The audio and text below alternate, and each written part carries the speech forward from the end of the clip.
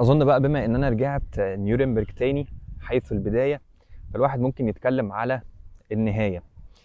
الفتره اللي فاتت الحقيقه كنت بفكر جديا في يعني فكره هل الاستقرار في المانيا ما زال هو الحلم ولا لا.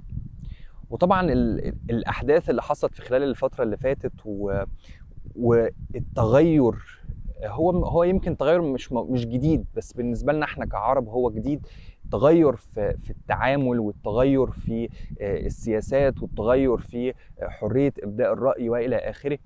التغيرات اللي حاصله في خلال الفتره اللي فاتت، او الحاجات اللي ظهرت قدام الناس في خلال الفتره اللي فاتت، تخلي الواحد يسال نفسه: هل الحلم ان انت تعيش في اوروبا، ولا الحلم ان انت تعيش في الخليج، ولا الحلم ان انت تروح ماليزيا ولا اندونيسيا؟ هقول بعض الحقائق سريعا. كنت ناوي ان انا اسجلها في الاستوديو، بس حسيت ان دلوقتي وقت انسب ان انا اسجل بعض الحقائق السريعه. لو بتنزل محتوى ليه علاقه بموضوع معين، تضامنا او تشجيعا او تأييدا والى اخره، بيجي لك رساله من الانستجرام، وهحاول احط لكم سكرين شوتس في مكان ما هنا، بتقول لك انك انت المحتوى ده اتمنع، وانه انت لو عايز تاخد الموضوع للمحكمه خد الموضوع للمحكمه، ويعني ايه، نتكلم بقى في المحاكم نشوف انت من حقك تعرض الكونتنت ده ولا لا. فكره ان انت تهددني بالمحكمه دي حاجه كبيره قوي، يعني دي مش حاجه بسيطه. وطبقا لقرارات الاتحاد الاوروبي، بناء عليه انت المفروض ما تقولش كذا او ما تعملش كذا. في قيود اساسيه، وفي حاجات ما نقدرش نختلف عليها. يعني ما لو حاجه تدعيم للارهاب طبعا لا، لو حاجه قتل الاطفال ومش عارف ايه طبعا لا. الحاجات اللي هي مفروغ منها يعني.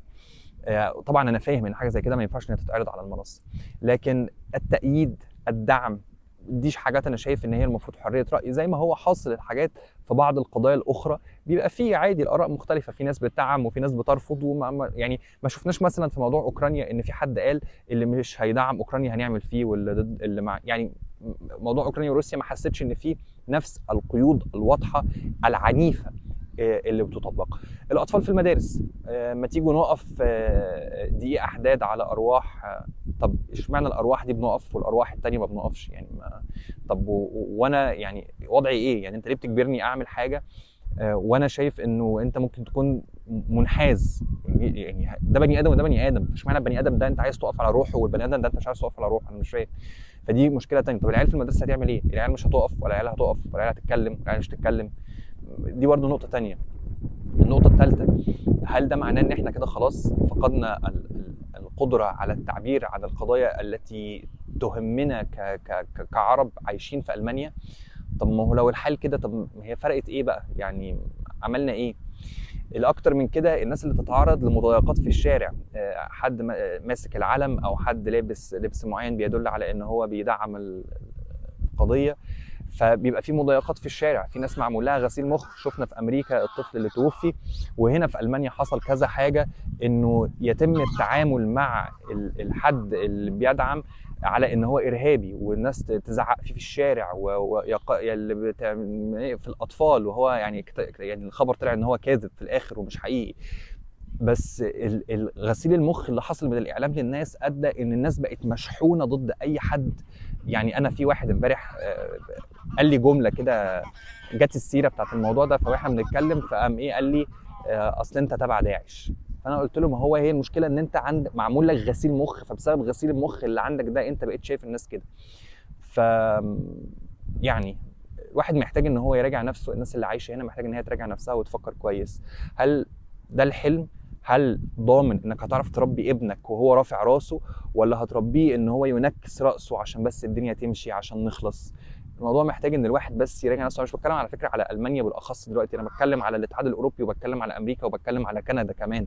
فدي رساله للناس المغتربين: راجعوا نفسكم، شوفوا هل الوضع يستحق ان احنا نكمل هنا، ولا محتاجين ان احنا نبدا نعمل خطه بديله؟ هل نقدر نسيطر على الوضع هنا ونقدر نربي ولادنا بعزه وبكرامه ومن غير ما يبقوا هم اذلاء، ولا لا؟ النقطة الأخيرة، هناك بعض الناس جالها تهديدات انه لو اتكلمت هنعمل، لو اتكلمت هنسوي.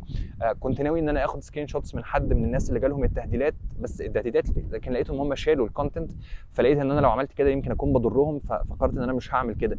بس في ناس جالها تهديدات برضو. موضوع التهديدات ده على فكرة مش جديد، هو في تهديدات كانت بتحصل من زمان على مواضيع اخرى. فكل دي حاجات بتخلي الواحد محتاج ان هو يراجع نفسه وان هو يفكر. انا بعشق المانيا وبعشق نيورنبرج، وانا موجود هنا النهارده، وانا يعني في حاله من السعاده كده ما حسيتهاش في المدينه اللي انا فيها دلوقتي.